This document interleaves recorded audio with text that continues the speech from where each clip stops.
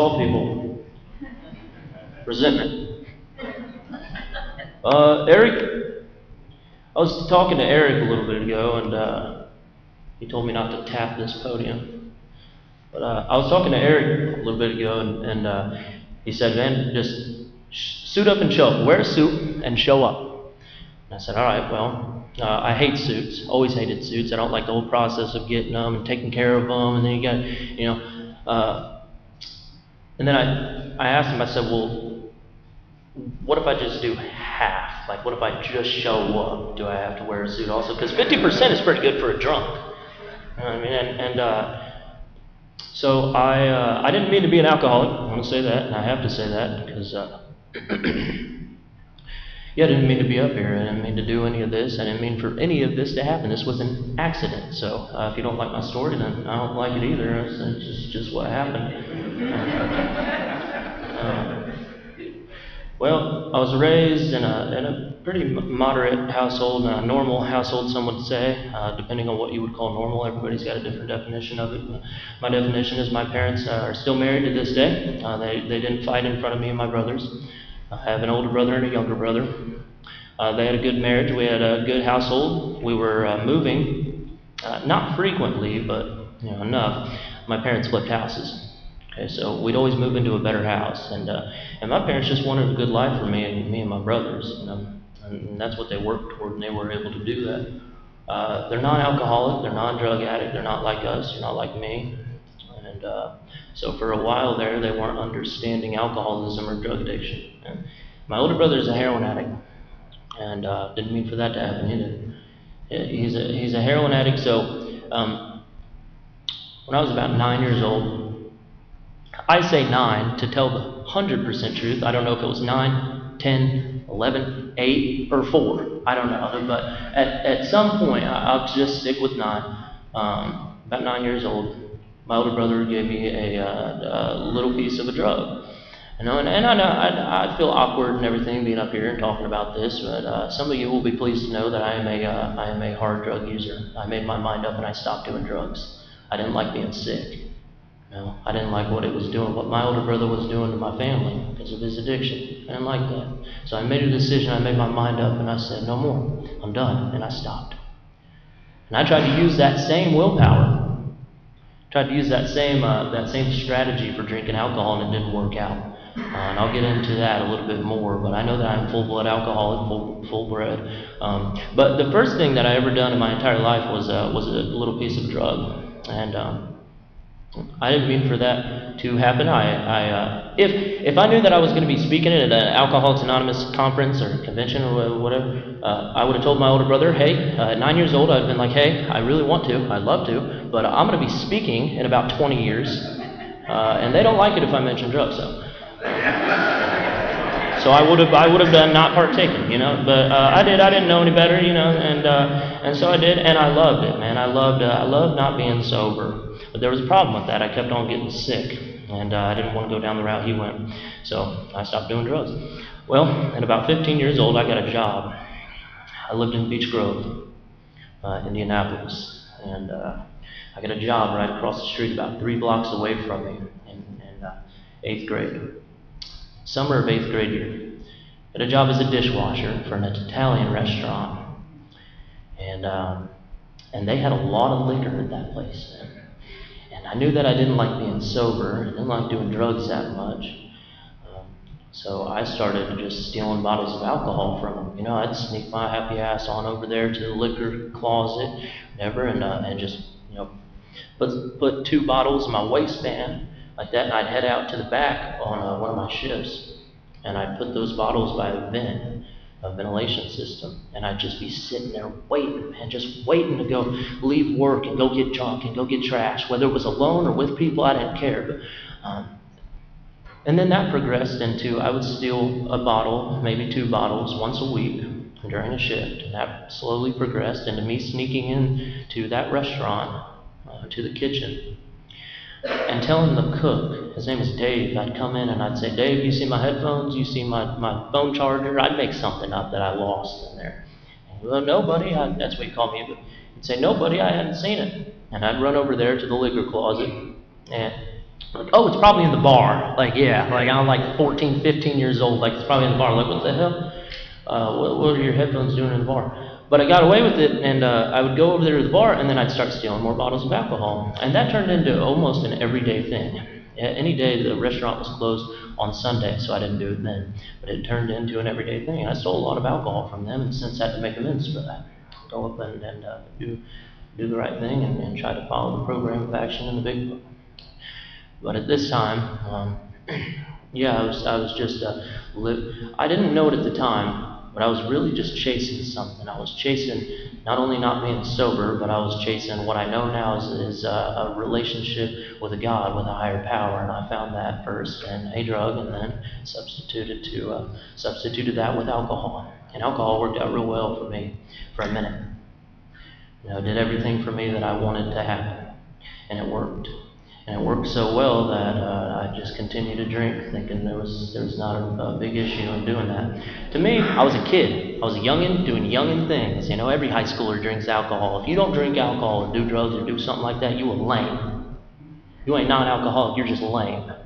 And that's how I thought about it. And you know, so I was real cool, man. Every day getting drunk, and I'd sneak into class, and I'd have a half gallon in my book bag and everything. You know, I'd go to the locker room and get a bunch of kids drunk and all that. And I have a lot of stories. I'm not going to sit up here and tell all of them. At about 18 years old, I should let you guys know this. My parents being good parents, my older brother being an addict, they didn't want to see my alcoholism progress into something worse.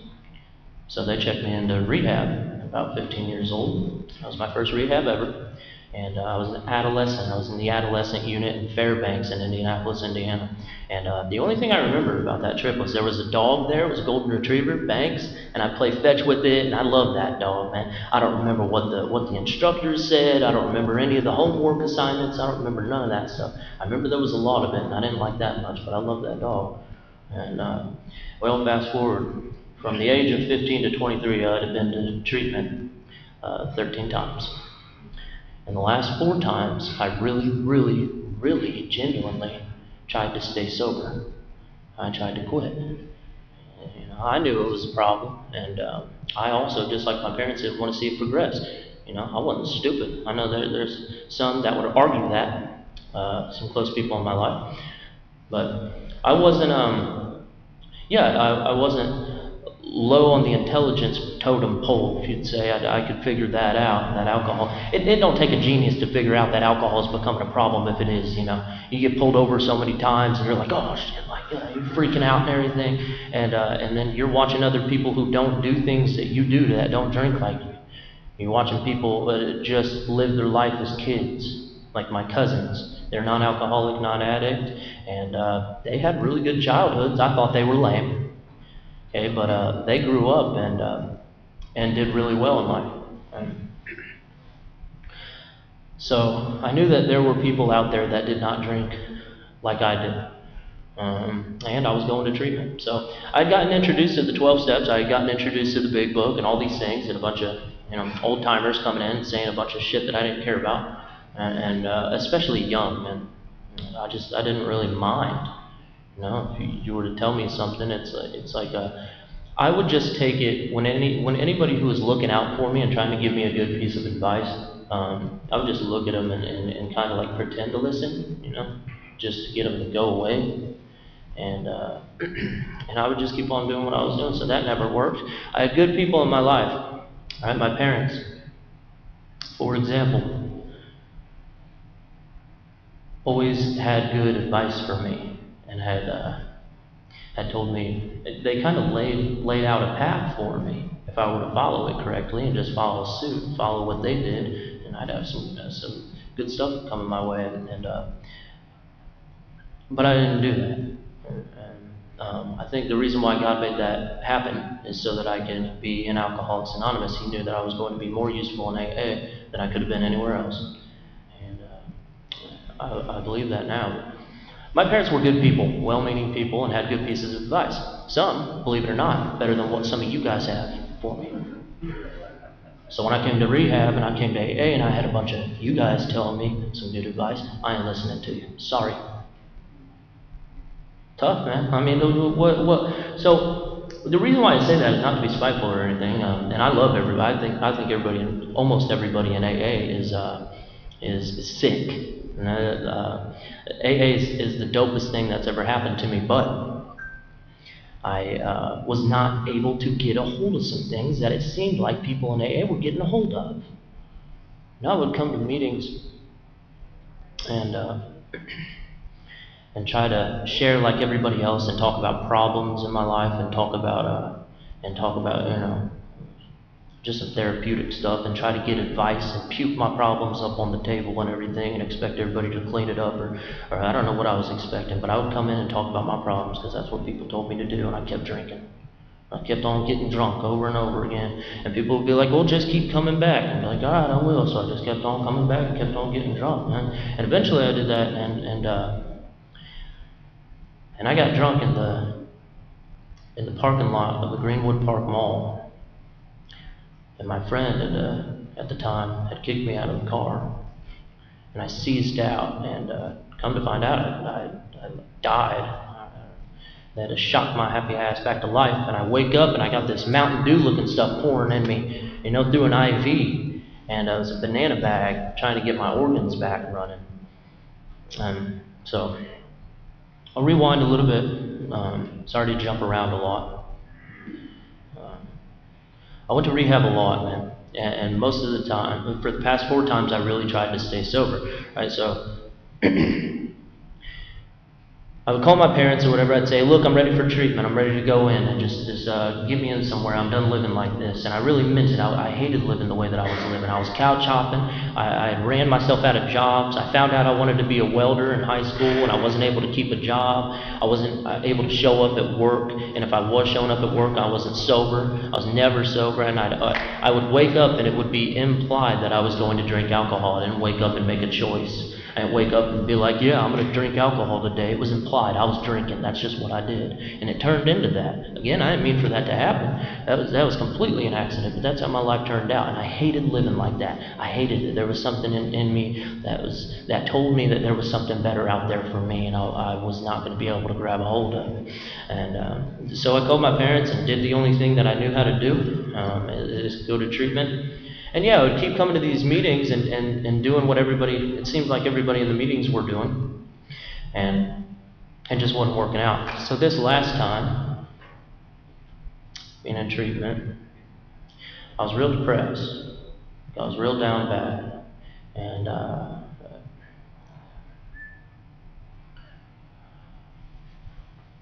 any other time before that where I checked into treatment,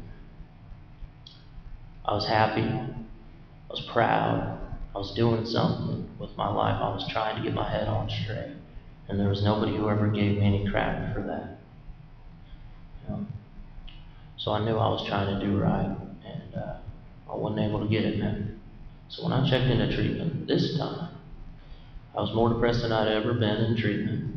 I was sitting there with the mindset of, now I understand what alcoholism is.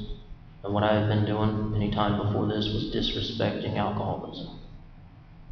I was trying to do whatever I could to keep myself sober. I had no idea. I had no power, no business, trying to keep myself sober. No matter what it was, meetings, therapy, medication.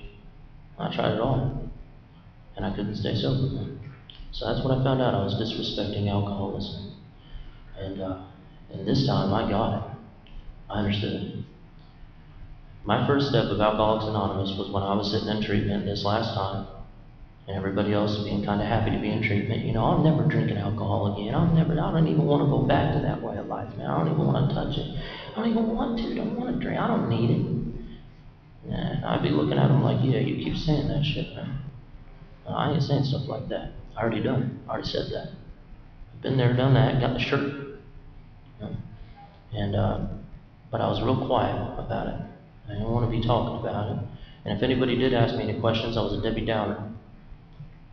I was depressed. And who wouldn't be? You're checking into treatment. You understand what alcoholism is. Not only do I understand what alcoholism is, for the first time in my life, I really understood I have it. I was like, oh shit, I'm dead. I'm done. I might as well not even be in this treatment center. That was my mindset. The only reason why I was sitting in there and I didn't leave was because it was separating me from alcohol. And I knew what was waiting for me when I would leave. Or they would get me on the board and everything, on the chalkboard and whatever. Because I had been to this rehab 3 times before, so I had like a bunch of stuff memorized.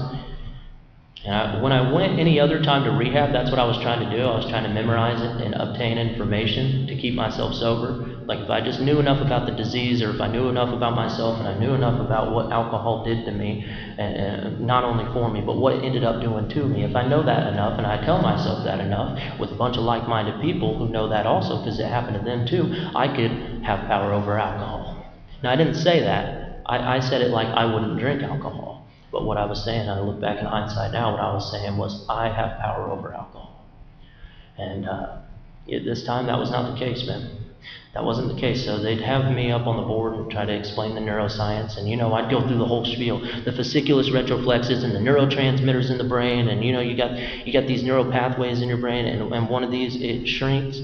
And I'd go through the whole thing. And then at the end, I'd put the piece of chalk down or the marker down or whatever. I'd be like, by the way, none of this matters. I ain't keeping none of you sober. So, and I'd go back and I'd sit down. They're like, all right, that's the last time we're going to have Tommy up here. And I just ended up being that guy, and I didn't mean to do that. I wanted to be happy. I wanted to be joyous. I wanted to be free, but I was done faking. For the first time in my life, I was done pretending like I wasn't mad and pissed off at people. No, I didn't do this thing where I had been to enough meetings to where my brain kind of already had been a little scrubbed. Not completely washed, just a little scrubbed. And so I knew that resentments were a no-no. They were a bad thing. So I'd do this thing where I'd just pretend like I didn't have them. Like I'm not mad at that person. That's not a resentment. I'm not mad at that guy. And it almost killed me, man. Because what I was doing there was I just had too much pride to let you know that I was furious at some people, some situations. My older brother, people in AA, a lot of people in AA, and to me AA overall, because to me when I was in treatment this time, it failed me. It was just another thing on the checklist, going down the checklist of all the things that don't work to keep Tommy sober. That's what I thought AA was this time. And you're in that spot. I didn't know what else to do. That's the only reason why I tried Alcoholics Anonymous one more time. I just gave it one more fair go, man. I didn't know what else to do.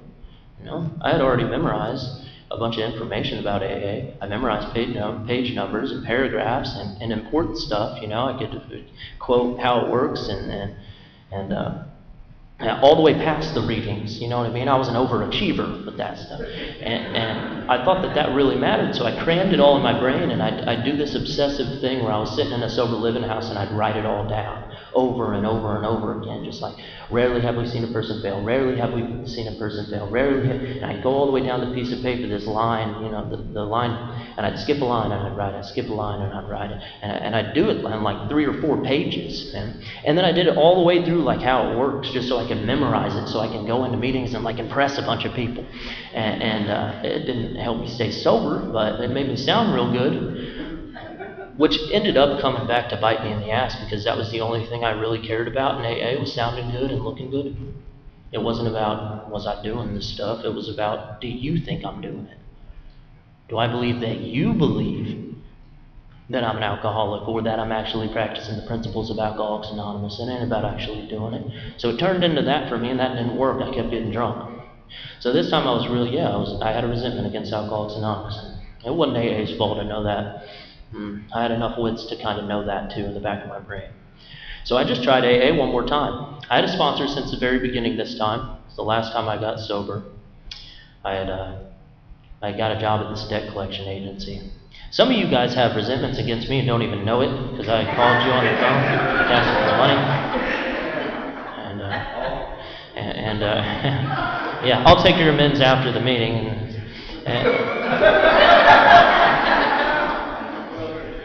I'm just playing.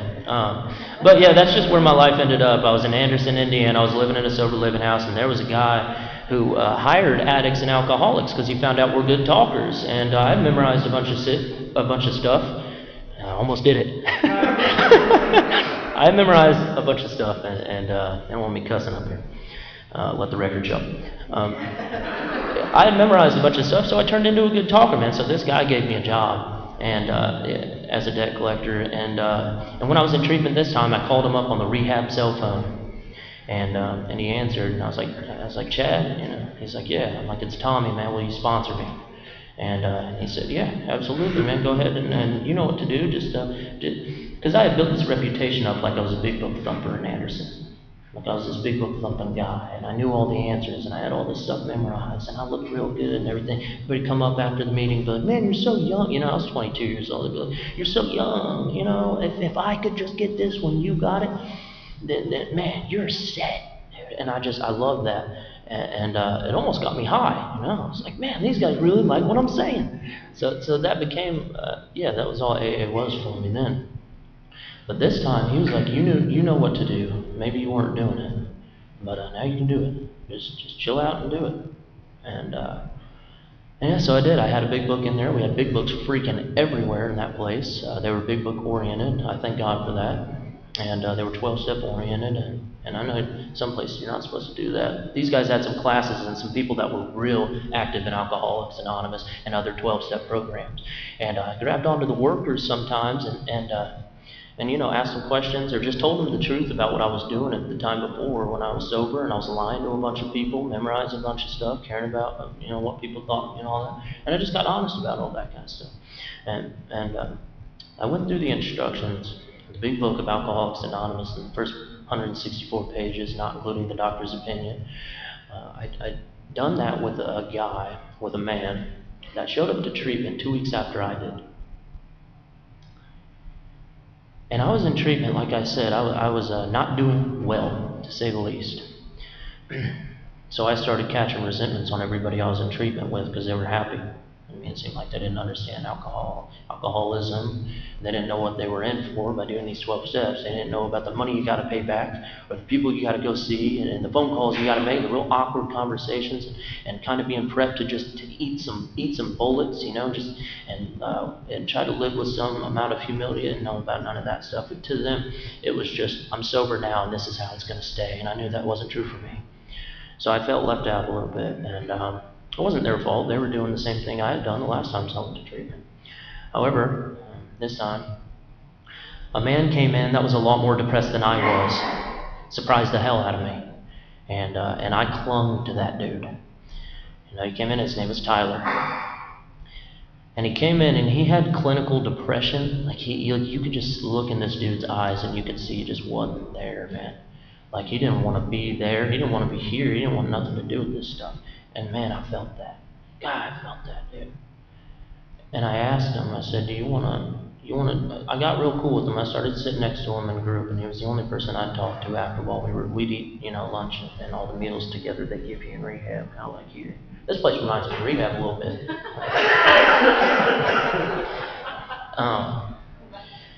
And I asked him, I said, hey man, what do you think about going, after all the meetings are done and after dinner ends, what do you think about going to this meeting room and getting in this big book, and whenever it says to pray, like we'll pray, whenever it says to write, we'll write, and wherever it says to do, we'll do. What do you say? Well, we just like follow the instructions out of this big book. And that's all the big book really is: prayers, observations, and instructions. It's just a set of prayers, observations, and instructions. So I asked this guy, yeah, let's go in there and let's follow the instructions. If you can do it with me, then that'd be smooth, because I need someone to do a fit step with.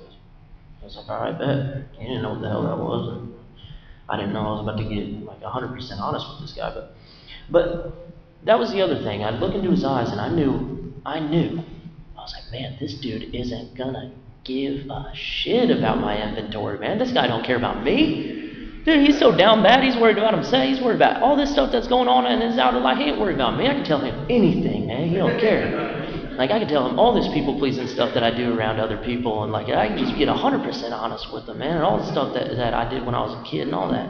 And he ain't gonna care. And that's exactly what happened, man. We walked And I called my sponsor before I did this and asked him if I could do it with a guy that came into treatment 2 weeks after me. He had 2 less weeks of sobriety. So my first inventory I ever read to anybody, my first 5th step that I did this time was with a man who had way less sobriety than I did. And he definitely wasn't my sponsor. But we followed the instructions out of the big book, and it didn't say sponsor in there, so I asked my sponsor beforehand anyways. He said, yeah, go ahead and read inventory to that sucker. You guys can both do it however. We just started following the instructions out of the big book and into action. It was like, once you find the person or persons who's going to hear your inventory, we'll waste no time. So I was like, all right, bet. We're in rehab. A bunch of people were saying, don't read inventory, don't do 4 steps in rehab. I said, that's not what the book says, so give in, you know. I was a little spiteful at the beginning, really. And I mean, because I had tried to listen to a bunch of people in AA, and I tried to do some stuff that wasn't in the big book, and I kept drinking. I was over it this time. If you had anything to say, I'd check inside the big book, and if it wasn't in there, I'm glad that worked for you, man. That's cool. But I'm sticking with this stuff. I'm just sticking with this stuff. I'm not doing those side dishes. You know, I don't want to write a gratitude list. Cool. Smooth. But I am only following the instructions out of the big book, which meant a lot of things that I did not want to do, and I'll get into that a little bit also. So I read inventory to this guy that was in treatment, that was super depressed and whatever. So he ended up drinking again when we left treatment.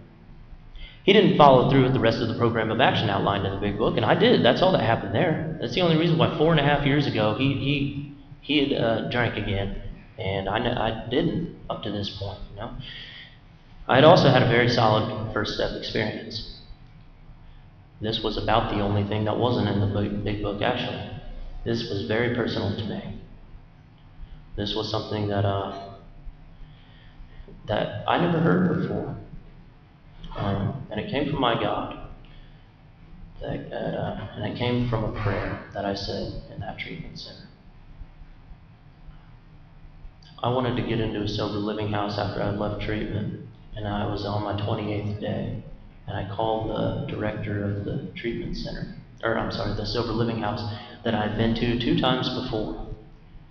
And he gave me the most spiritual answer I ever heard in my life. He said, no, Tommy, we can't help you. This place is for people who need to learn it. I know you. You know it. You need somewhere where you can go to do it.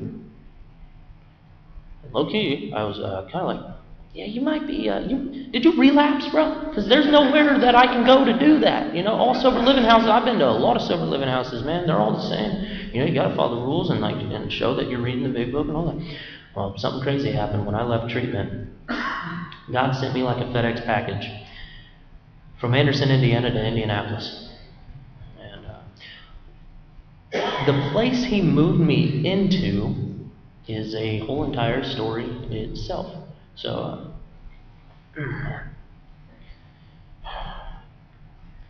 the place God moved me into was a house that was under renovation.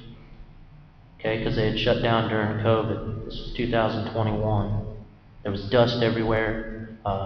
Half the roof was gone. Half the carpets were out. There were 2 kitchens. One worked. One side of each sink worked. I mean, it was a halfway house. This place is big, man. And God moved me over there, and oh God, and it held 11 people, and only 2 people were staying there. It was sketchy to me. I was like, what the hell is going on here? 2 people were living there. It held 11 beds. I was the 3rd person to move in, and I found out they closed. You know, the director told me, well, we shut down for COVID and all that. We started doing work. He had hired a bunch of newcomers, paid them to do the work up front, and they did half the work and they bounced. So I spent like the first 3 weeks of being in there, like cleaning and, you know, like fixing shit and learning how to do stuff. That part was pretty cool, but I moved in with 2 guys. One was always sleeping. That was sus to me. And then the second one was laying down on the couch like my 2nd day of being there. He was like, Hey man, he was laying down like like I was Dr. Phil, or like this was therapy or something. And he was like, hey man, can I tell you something? I was like, what's up? And he said, I drank today, man. I was like, I don't care. Like, what? Why are you telling me, bro? Tell the director or something. Tell somebody who can help you, brother. I'm like, I'm in here with you, homie. But yeah, some people talk about triggers. I wasn't really concerned about that. I had enough head knowledge about AA to know that those are non-existent. There's only two triggers: sun up, sun down, for an alcoholic.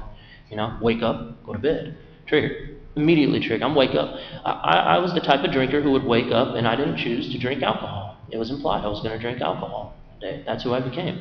So nothing made me drink. There was no upbringing. There was no situation in my life. There was nothing like that. It's just because I had alcoholism, And I hear that from solid members of AA, and some people that I love and I respect. But anyways, I have alcoholism, and if I didn't get involved in the 12 steps, I was going to die. And if I didn't have a spiritual experience or a spiritual awakening, I was going to die. I was dead meat. And that was just point blank what it was. And how I had a spiritual experience, how I got out of that, was the 12 steps of Alcoholics Anonymous, out of the big book of Alcoholics Anonymous. That's how I did it. A good sponsor to guide me through, but understood that this is about a relationship with God. It is not about a dependency upon people. Not about a dependency upon a home group, a sponsor. And I hate saying that because I love my sponsor. His name's Jerry. He's out of Indianapolis, Indiana. I love him, man. I'll still call him today and just listen to him. But he made it pretty clear to me that this is about a relationship with God. And as long as I'm helping other people, specifically new people, that's who I like to talk to. And as long as I'm praying and I'm doing whatever I can to get in a deeper connection with God, I'll be fine. And that's what this thing is about to me. And I do that through the 12 steps out of the big book. It's the best way I learned how to get and build a connection with God, and to deepen and strengthen that connection, was to do the stuff in the big book over and over and over again. Even when I think I'm capped, even when I think I'm topped out, and when I'm doing real well, go back to it. And some people live in 10 and 11 and 12. I'm not going to get into the debates and the hot takes and all that. I'm going to spare you guys with that. I have mine, believe it. But I'm not going to get too deep into it. Anyways, I moved into this sober living house, right? This halfway built house. And the director ended up kicking those two guys out, because it turns out the guy that was sleeping all the time was high on zany bars, and the other dude admitted to me that he was drinking. So I had stayed in that house for almost 2 months alone. Some people would come and go, they'd come, they'd find a place to camp out, get high a little bit, invite some buddies over while I'm up in the room reading the big book. And I'm like calling some people from the Carvel Club. I live 4 blocks away from the Carvel Club, so that probably saved my ass a lot too. So instead of being at home a lot, I would just run over to the Carvel Club. It's a clubhouse in Indianapolis in Broad Ripple. And I would just run 4 blocks over. I was driving, so I wouldn't literally run. I want to try to keep this honest. I'd drive over to the Carvel Club and made that my home. And there were some things that I did that weren't in the big book. Nobody really told me to do them. Like, I was the last person in that parking lot when it was snowing, and nobody else wanted to be out there. And I started holding the door open. And well, 4.5 years later, I'm still holding that door open. I ain't the last person in the parking lot, but I'm still holding that door open, and I didn't know that would happen that way. Nobody told me to do that. That's still really strange to me. And I would never suggest a newcomer to do that. Find your own thing. Get with God. Find something. There's something to do in here. There's a lot of stuff to do in here. And if you're desperate enough, you'll find it. And if you're dependent on God, He will show you. That is exactly what has happened to me so far. And so I was living in this halfway built house. Well, I told you guys how I lived in Anderson before this, in a sober living house there, right? Well, I wanted to stay in Anderson when I was in rehab. I didn't want to go to Indy. I wanted to stay in Anderson. This is the first ever spiritual experience that I had of God just kind of showing me that I was in the right place, I was doing the right thing, to keep doing what I was doing. It was real quiet and loving. Nobody knew about it but me. Well, I got denied of staying in Anderson, Indiana, so God moved me to Indianapolis. And after those guys got kicked out, I spent 2 months in that sober living house alone. And the first person that moved in to stay, I'll never forget it. I was at work, and the director of the sober living house called me on the phone. He said, "Hey, we're having an interview, and there's going to be a guy in here once you get here, and I'll be interviewing him." He called me. I was like kind of like a half-ass manager. I was the only one that stayed. That's the only reason why I was manager. So he would like call me with some stuff, and he would tell me when people would have an interview. So that happened over and over again. So I didn't pay no attention to it. And when I got home from work, it was about 5:30, 6 o'clock in the afternoon, and I pull up. And I get out of the car and I go through the front door. And this place was designed to where if you go through the front door and you look left, there's the office. Okay, so I come in, I look left, and I see this dude sitting there talking to the director.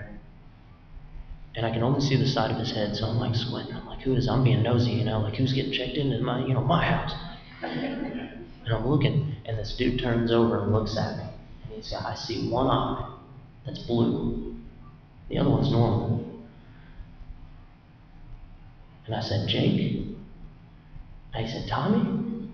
And he ran over to me, man, and we hugged, and we shook up, and I was like, "What the hell's up, man? Holy shit." That was crazy to me, because I wanted to stay in Anderson. I knew that guy from that sober living house. We'd stayed in that place together and went through some stuff together. And man, I was so happy to see him. So to me, looking back at it, it didn't take me long to realize what God did there. God was just reassuring me that as long as I put one foot in front of the other, I continue to follow the 12 steps out of the big book, the instructions, prayers, and observations, I trust and rely on God, He's got me. And every once in a while, God throws me these little bones. Throws me a bone. I got a kid. And that was the first bone I ever got thrown. God said, "You want to stay in Anderson? That's not happening. But I'll do something for you when you get to Indy. If you show me that you're willing, I'll take some of Anderson to you." And it warmed me up. All that resentment I had against AA and anything spiritual, that's when it started washing away, and I started really believing in this stuff. I really started believing when some serious physical stuff started happening. I couldn't notice the spiritual or the mental, but I could notice the physical at the beginning. That was the truth, man. God, that was sick.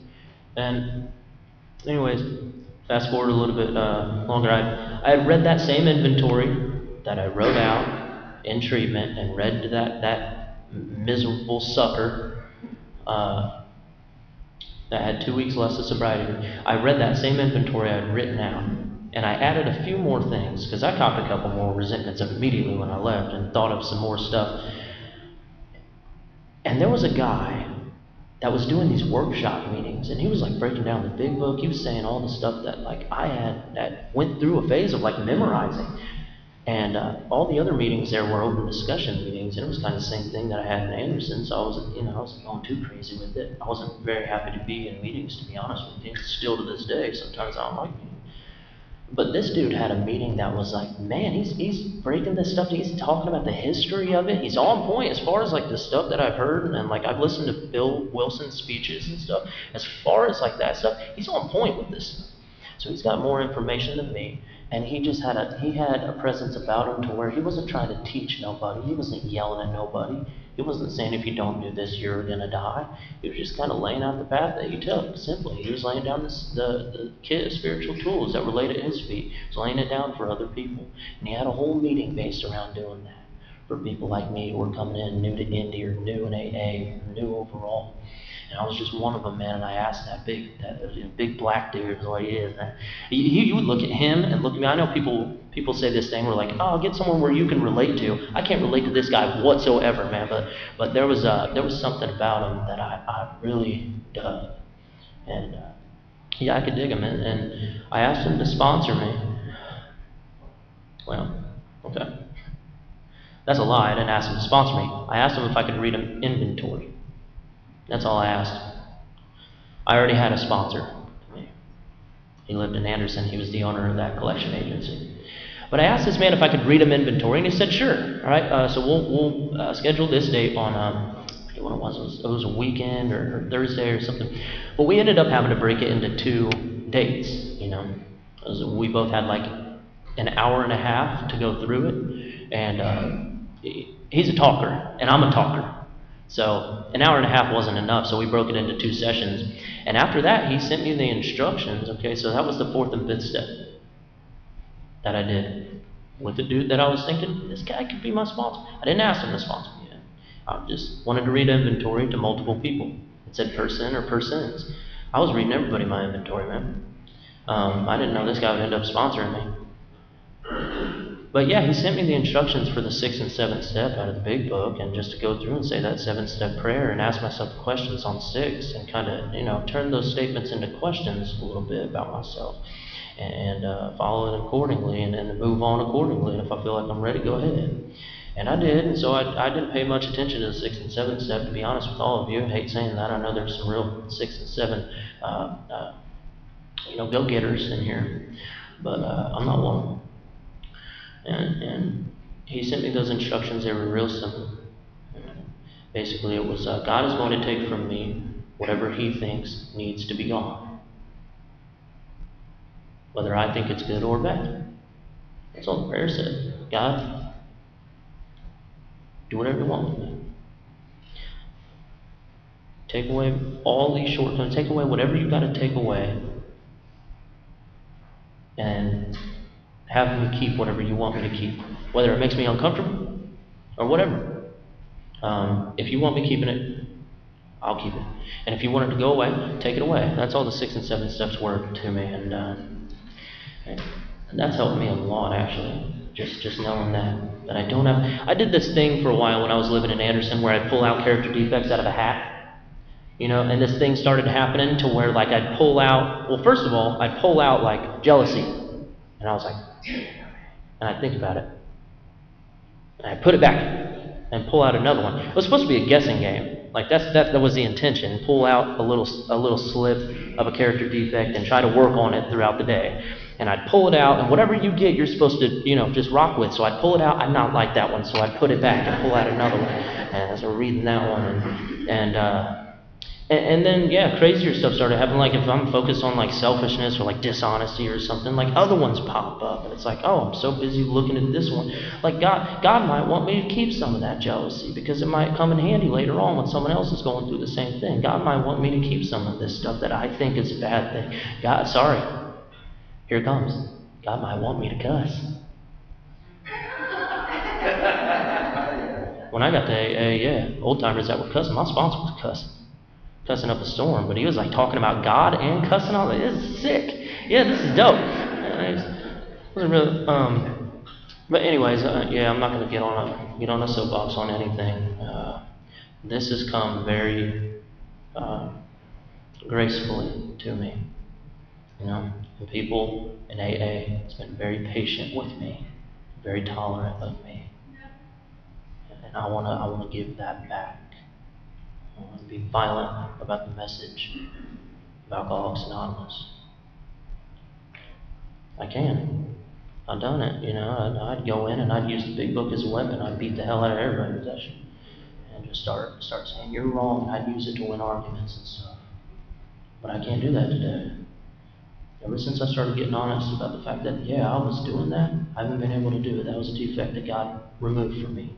And that kind of sucks, because it made me look good.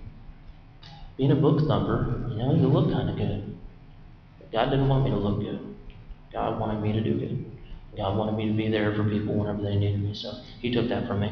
I don't know if you'd call that a resentment. Maybe I'll write it down on my next inventory that God took that from me. But on my 8th and 9th step, it said, I had my 8th step. I had my amends list. I wrote it when I took inventory. And so I had this list of people that I wrote down in treatment and I kind of knew the deal. I knew I would eventually need to end up making amends to these guys, these people. So I just copied every name that I had on my inventory, from the resentments, fears, sex conduct, harms done to others, or anything that I did to other people that they didn't really have anything to do with, but stuff I was beating myself up about. Like, I just took all the names that I had over here and just copied it to my 8-step amends list. And I had about, I don't know, 60 names on the list. My sponsor was big on separating it into 3 categories, because I was kind of confused. I was like, man, where do I start? And because this time, again, I wasn't playing no games. No more games. No more dancing around the amends. I'm making every single one of these. And I don't care if people say you can't do that. I didn't really care. It told me to in the big book. So that's what my mind was set on. I was going to do it. And it worked. It worked real well. But I copied these names, and I had 60 or something like that. And I broke them into 3 different categories: the ones I could do now, the ones I would do later, and the ones I would never do. There were some in the never. It surprised me. But there were some in the never category that I didn't expect to be there. And there were some in the later category, and there were some in the now categories. It's like, whoa, and I found out which ones I was willing to make amends to. I know. So it became willing to make amends to them all. Became willing. That's the 8-step. And so it also said if I wasn't willing to make them, to just pray for the willingness. The big book has made it very simple for me, very easy. It's like, if you don't want to do this, pray for the willingness. Maybe it'll come later. It's like this big book knew that I was just going to grow with this whole thing. Like I was going to grow just like everybody else in Alcoholics, active members in Alcoholics Anonymous do. We just grow. We find out that, I found out I'm willing to do some stuff I would have never thought I was willing to do, man. Go to a treatment center, get up here and talk in front of all y'all? Hell nah. Nah, that ain't jive.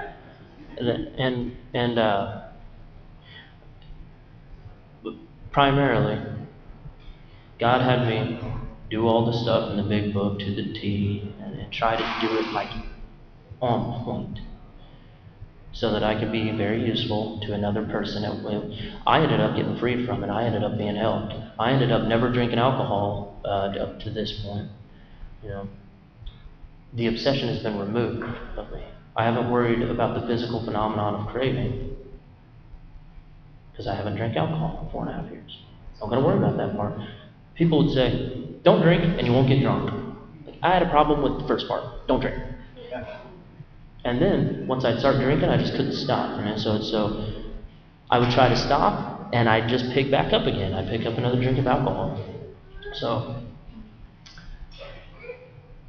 I can relate to people who just have tried to do this thing, but haven't given it their all, and have been kind of, pussyfooting around doing all the instructions out of the big book because whatever reason, because I'm scared, or because somebody said don't do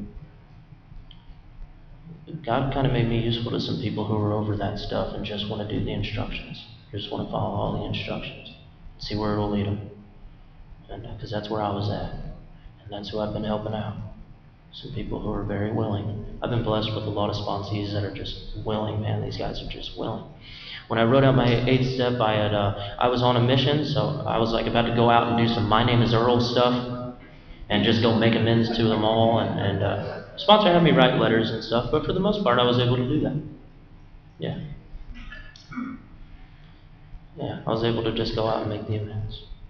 As long as I had read the letter to my sponsor and was like I would leave. My sponsor would look for like key words, like if I was blaming somebody, would like sneak dissing them and stuff. Like he would look for stuff like that. But man, I really just wanted to take 100% accountability for everything I'd done, and I didn't want anybody to feel bad about it either. So I wrote these letters, and like with that mindset, like I'm gonna get free, yeah. But I really want to make this right, man. I really want to make this right. Not just be free, but I want to make this right.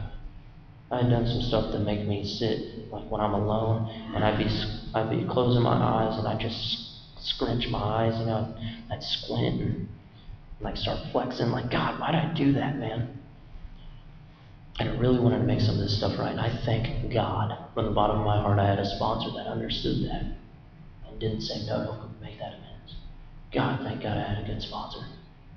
I had a sponsor that actually followed the instructions out of the big book and understood that there was something on the other side of amends.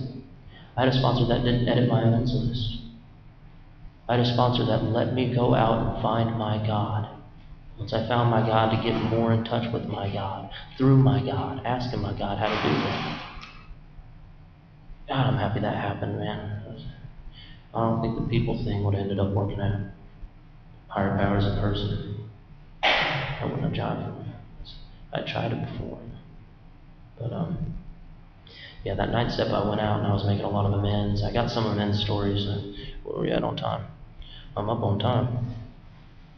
I went out and I made some amends. I'll give you guys one story. A lot of people don't like this one. I made a mistake. I went into Alcoholics Anonymous meeting at the Carvel Club, and I told a bunch of people what I was about to do before I did it. I said I was going to go make an amends to Walmart, because I stole a bunch of stuff from Walmart when I was drinking. And I'll make this quick, I promise. And I made a mistake when I did that, because a bunch of people came up to me after the meeting and were like, no, don't do that. Turns out it was a bunch of people that also had that on their list, and they were scared. And I was scared. I was scared to go make that amends. But the craziest thing happened to me when I was in the parking lot of the Walmart with the letter that I wrote out. My sponsor was like, go ahead and do it, see what happens. It says to do that. I was scared to death of going to jail, but I don't have kids, I don't have a family. I was in a sober living house. I was 22 years old. It's like, man, I'm doing it. I was making enough money to where I could figure something out. So I had the letter written. I went over to Walmart. And I was sitting in the parking lot. I tried to call my sponsor, and the craziest shit happened, man. He didn't answer, dude. And I was sitting there like, oh, God, man, I'm about to do this. I'm about to walk up in here and try to pay these guys money and everything and tell them what I did without them knowing I even did it. And I did another crazy-ass thing that I wouldn't have expected to do if my sponsor answered me. I prayed. I sat there and I prayed. I prayed my ass off too. I prayed for like 15 minutes. So I was scared to death of going in there, man. I was just postponing it, really. But I walked in there, and when I got to explaining to the customer service lady, I stood in line forever. Okay? And was letting people cut me and all that. Like, oh, you got to cash a check? Go ahead, go on.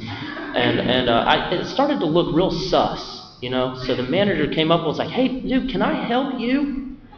And I was like, yeah, as a matter of fact, you can. I think you're the only one who can, if you're the manager. And I tried to hand her the letter. It was real weird. It was real awkward. I was like, oh, man. I was expecting this to be cool, like a cool in there. But it was real awkward, and I gave her the letter, and I'm just sitting there like, here, if you read the letter, it'll kind of, and I'm fumbling. And she's like, dude, just tell me what's on the letter. I said, what the hell? And I just told her, I was like, look, I'm a drunk. I'm doing whatever I can to clean up what I did in the past and to never drink alcohol again. This is part of the instructions. I got to pay back restitution. I got to pay back people financially, whether I need to come up with a payment arrangement or pay you up front. And she said, she stopped me in the middle of that and said, oh, so you're on your ninth step. Yeah, go figure. Someone who works at Walmart understands what an alcoholic is and then 12 steps there. So that wasn't too spiritual to me, and it made sense, is what it did. And she went out and she got another worker, and another worker came out. Next thing you know, I was thinking in my head, oh, God, cops in 5, man. I'm hit. I was texting my boss. I was texting a couple other people, my buddies. I'm like, hey, man, if you need to bail me, I might need you to bail me out, and I might not be to work tomorrow and everything. I was going crazy. But they didn't take me to jail, man. They honestly didn't know what to do, and the manager lady, she said, look, we don't have a system to where we can go back and put your money just in, We don't have a system where we can do that. But we do stuff with Riley Children in the hospital. And I was like, oh, sweet, how do I do that? How do I donate to that? And she was like, I do the work with Riley. I was like, cool. So I handed her the money, and she was like, are you sure? I said, I ain't leaving with that money. And I bounced out of there, and I walked out of there a free man. And I felt some serious, I don't know if I would call it relief or just some serious, man, I'm in it. I'm in it now. And I knew, especially at that moment, that I wasn't playing, and that I was trying to do whatever I could to get tight with God. There were some things that happened before that to let me know that too, but this one I was like, whoa. This is sick. And I've been able to go into every Walmart with my hands in my pocket and not be nervous that people are thinking I'm stealing. And if I push in a cart or I pick up the cereal box and put it back on the shelf, I understand that I understand that I'm straight with my God. I'm doing that because I have changed. I'm not doing that because I own. And everything that I do now, I am doing because I have changed. And I got a lot more work to do, and I sponsor a lot of people, and I wanted to get into that, but I'm running out of time. So thank you guys so much. I want to thank Eric. I want to thank the committee, and I want to thank you guys for having us. It's been beautiful here, and this is, yes, this is an amazing opportunity for like a drunk like me who's not good at anything besides ruining my own life and the lives of people around me, slamming the door in my mom's face and saying, you know, flock you. Being a disrespectful little ass. And God took that person and he made something out of it through Alcoholics Anonymous.